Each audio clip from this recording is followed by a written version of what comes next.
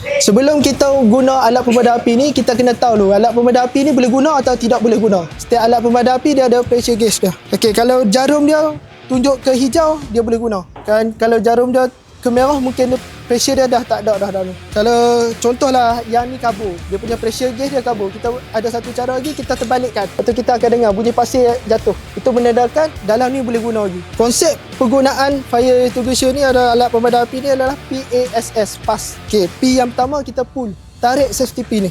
Pull lah, kita tarik. Okey. Dalam keadaan cemas, kalau kita tekan je ni, kita tak boleh tarik. Try. S yang pertama, squeeze, tekan. Dan S yang kedua, sweep, kiri dan kanan ke punca api, tak keluar, tak boleh tekan, tak keluar. Itu bermakna dia dalam ni dah keras. Satu ni dia boleh tahan 10 tahun kalau dia boleh, untuk dia punya ni. Cuma dia cara kita nak letak tu, kita dengan direct terus ke lantai. Kalau kita direct terus ke lantai, dia akan jadi pembekuan dalam ni sebab dia sejuk. Sebab tu kalau kita tengok, kalau kat tempat dia akan gantung. Kalau tak gantung pun dia akan lapik. Contohnya kayu ke papan, dia akan lapik.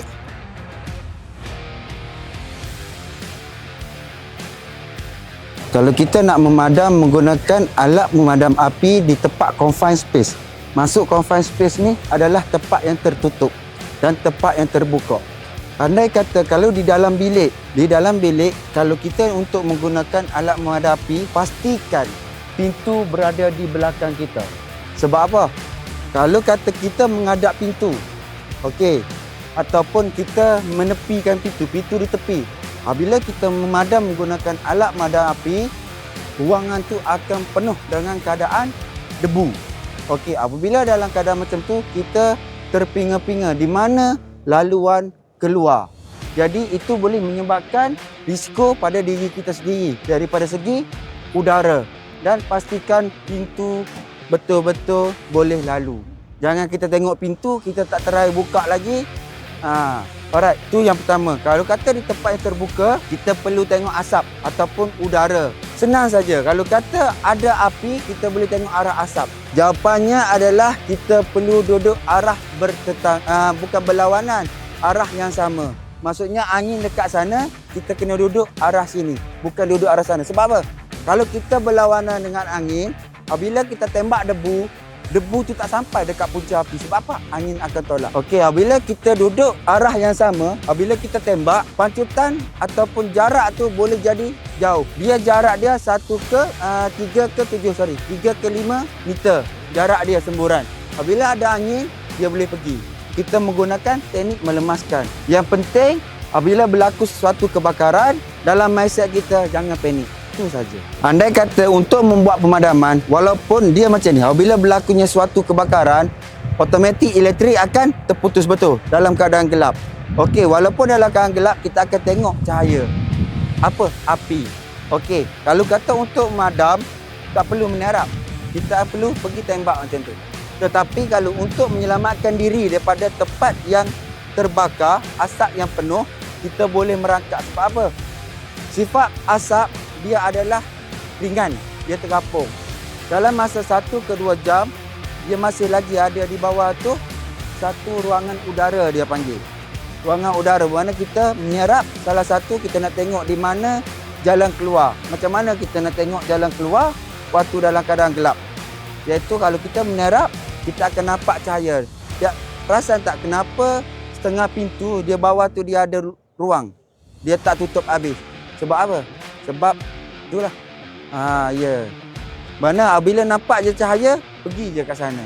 Itu yang pertama. Yang kedua, apabila kita menyarap, kita boleh ambil lagi udara. Dengan satu lagi sokongan, kita ambil kain, kita basah, kita tekuk dekat hidung. Dia ada peringkat permulaan, peringkat tengah dia panggil initial point, dan peringkat perakhiran. Di mana peringkat permulaan tu api baru naik, dan macam mana kita nak tahu? Kalau kami daripada bomba, kita tahu macam mana. Oh, okey, ni baru permulaan. Asap permulaan tu dia asap putih. Apabila dah bakar jadi asap hitam tu peringkat pertengahan, dia panggil initial point. Mana kita boleh duduk daripada belakang, ambil alat memadam api. Ambil alat memadam. Menggunakan teknik PASS. P adalah pull the pin. Pull the pin, jangan tarik tau, twist.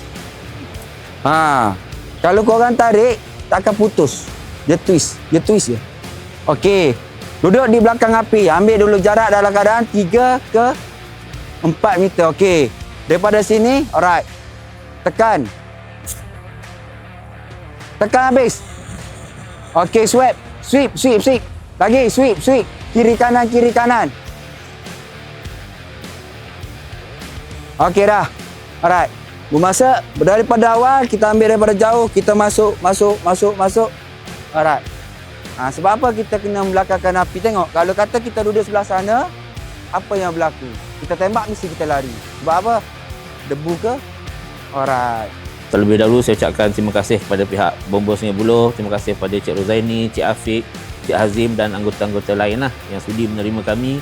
Dan juga sebenarnya banyak dah kita berkolaborasi, memang orang sunat ke jemputan hari raya pun kita apa ni kan. Jadi kami ucapkan banyak terima kasih lah di atas apa ni semua tu. Jadi untuk makluman, ni di peringkat masjid di negeri Selangor, sebab saya terlibat dalam apa ni mesyuarat di peringkat apa ni, maknanya di masjid sekarang ni dalam dia punya SKT pun dah ada dah. Maknanya setiap masjid kena ada squad respon. Untuk bukan terbakar je, banjir ke apa, pokok tumbang ke, kita ambil inisiatif untuk bantuan awal. Satu hari waktu banjir kita ambil part hantar barang bantuan, barang-barang kering. Cuma kalau yang pokok-pokok tumbang tu alhamdulillah lah, kita punya tim ada turun bantu untuk sebelum skuad MBBJ turun, dia orang potongkan pokok kan, untuk bagi laluan pada orang kata apa, laluan awam lalu ni. Jadi untuk yang terbakar itu hari yang meninggal tu kita agak terkilan lah kan, sebab tak jauh pun pada masjid. Cumanya untuk yang ke depan ni kemungkinannya kita akan terus berhubung dengan pihak tuan untuk pergi ke peringkat seterusnya untuk latihan yang kata basic lah. Sekurang-kurangnya kalau berlaku tu kita boleh hadir awal untuk ni sebelum yang berwajib datang. Kemudian tim ni juga dalam kita punya apa ni, di masjid pengurusan di Jais, kita tengah angkat untuk bawa sebagai inovasi. Sebab tim rescue ni Masjid Kota Damansara, saya tahu masjid lain pun ada secara tak proper. Tapi kita nak properkan benda tu. Kalau sekiranya berlaku banjir, kami akan terima signal persiapan untuk banjir. Sebab di masjid ni sekarang ni ada yang PPS. Yang PPS akan kekal PPS lah. Sebab tak semua masjid akan jadi PPS. PPS is PPS lah. Diorang pun akan dapat maklumat yang sama untuk diorang bersedia. Dan kami ni ada tim yang boleh hantar tim orang yang pergi untuk bantu angkat-angkat, yang jaga jalan ni. Dan juga tim bantuan barangan. Itu pihak masjid yang akan susun nanti. Jadi mudah-mudahan perkongsian pagi ni juga memberi kita input yang sangat baik. Jadi semua pun dah nampak dah cara dia guna.